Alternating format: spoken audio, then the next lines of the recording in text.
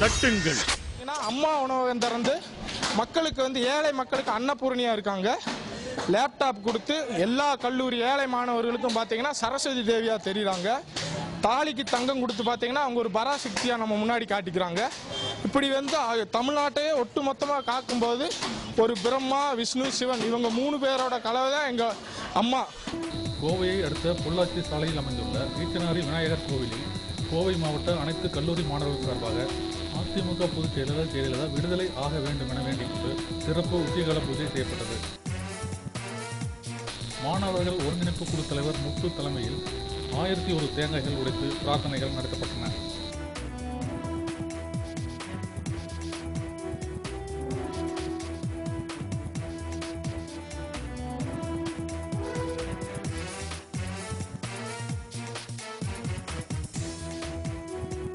இது தொடர்பாக முத்து கூறுகையில், அம்மா ஜாமீன் கிடைச்சி சீக்கிரம் விடுதலையாகி வரணும் அப்படிங்கிறதுக்காக அனைத்து கல்லூரி மாணவர்களையும் நாங்கள் ஒருங்கிணைச்சு இன்னைக்கு வந்து காலையில் பொன்காளி அம்மன் கோயிலில் போய் அபிஷேகம் பண்ணிட்டு பால் கூட அபிஷேகம் பண்ணிட்டு ஈச்சனாரி விநாயகர் கோயிலில் உச்சிக்கால பூஜை பண்ணிட்டு 1001 தேங்காய் உடைச்சிட்டு இருக்கோம். அரசு தரப்பு வக்கீல் என்ன சொல்லியிருக்காருன்னு கேட்டிங்கன்னா, ஆட்சேபனையே தெரிவிக்கல.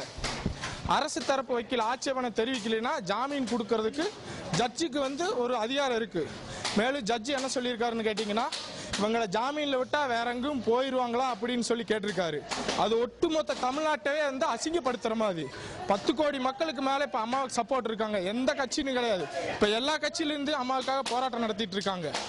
மேலே என்னன்னு கேட்டிங்கன்னா, நீதிபதி இப்படி சொன்னதுக்கு வந்து நாங்கள் கண்டிப்பாக அனைத்து கல்லூரி மாணவர்கள் சார்பாக கண்டனம் தெரிவிச்சுக்கிறோம்.